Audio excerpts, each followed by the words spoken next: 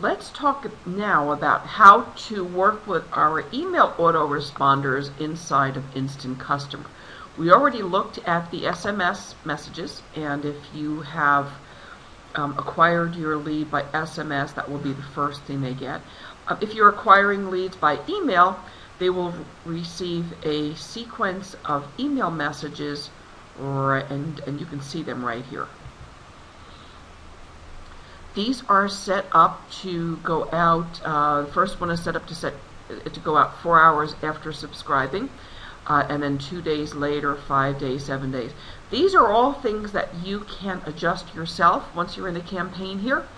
You can change those, and you can do anything. We're going to pick one of these, and I'll show you some of the things that you can do, and the same rule applies to all of them. So I'm going to pick one here. It says, "Ugly duckling, that crummy looking house is really a palace." That's the subject line. And I'm going to go over here to the pencil, and I am going to take a look at this autoresponder and show you some of the adjustments that you can make.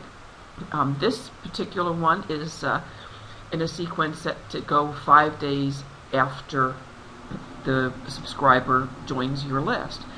I have it set to go out at 4 a.m. You can set the time for delivery. I find that if I send it 4 a.m. my time, that gets into a person's inbox early in the morning, and that is a best practice in email delivery. What you'll see up here is some other stuff. You can do A/B split testing if you want. If you want to turn that on, you can create 2 versions of your email and then do a split test to see which one works best. You might want to test a different email subject line to see what the what type of response rate you have, and you can do that. That's a pretty neat thing to be able to do. I have it shut off for now, and I have this set up with one type. I have this designed as an HTML message. I'm going to open this so we can read the whole thing. You can also see what the message looks like in plain text, but you have to copy the HTML to plain text to be able to see what that looks like, and that's what it looks like right there. All right, now here is the text of the email. Excuse me. That house is in the perfect location, but it needs too much work. And that's in quotation marks. And what you're saying is, I hear people say that all the time. It's just another self-limiting belief about real estate. You can build the cost of repairs right in the mortgage. FHA 203K financing lets you build the cost of repairs and renovation right into your loan. We do it all the time with HUD homes. You can include lots of things into this type of loan. I wrote a blog post with a list and more information that you may want to read in an email. Now, all right, so let's talk about this. We have a link here. It says, here's the link. Can I build the cost of repairs into my mortgage? Now, as you recall, we have 10 blog posts that have already been pre-written, and one of those blog posts is, can I build the cost of repairs into my mortgage? Now, if you follow this step and you're doing this in a step-by-step fashion, you already have this blog post written on your WordPress blog, and we're going to take a copy of this URL, that's the URL to the post, and we're going to insert it right in our right here. So here's how we do that. We go up to this post part right here. It says click through URL. All right, and we are going to put that right there. In addition, we're going to put that right in here. That same tag.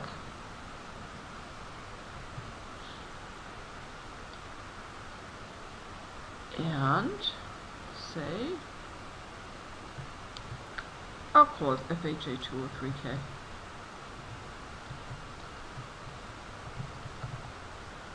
And insert that. Now, here's another place to personalize this. You may want to just, backspace over here and insert your name where that is. Of course, you want to do that. You may want to certainly track the opens on this campaign.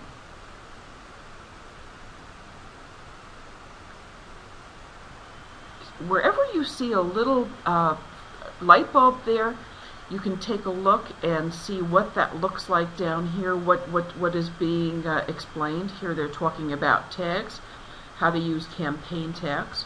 There's some great stuff built in. Again, I'm not going to spend a lot of time on that for the purposes of this tutorial, but just be aware that here at Instant Customer, you've got lots and lots of different types of tips and videos that explain every step in the process.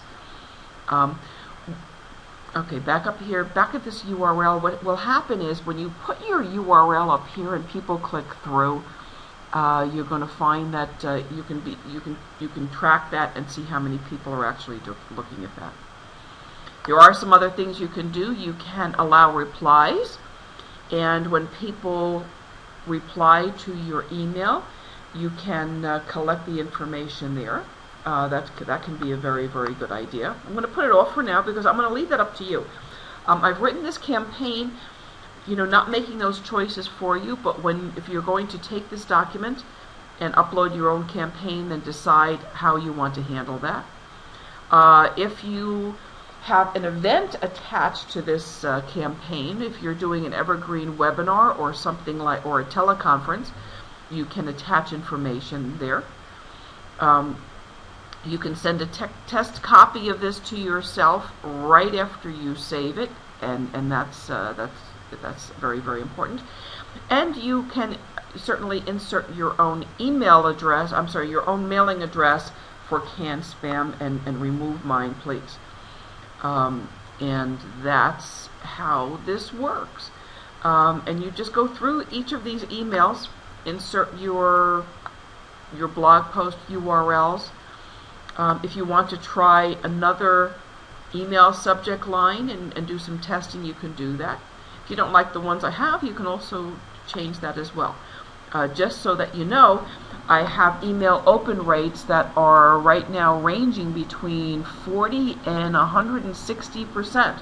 People are opening things multiple times. I'm having some pretty good success rates with my open rates, so you may not want to change it a whole lot. And that's how you work with the email autoresponders on Instant Customer. We'll take one more look here. Again, these are all of the follow-up messages here in this column. You can also go into the broadcast section over here and create additional information as well. I'll tell you where I would use the broadcast in this particular campaign.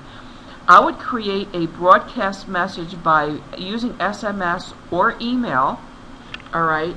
If, for instance, there was a really great property or multiple properties that come on the market for, for first responders or teachers in the Good Neighbor Next Door. Good Neighbor,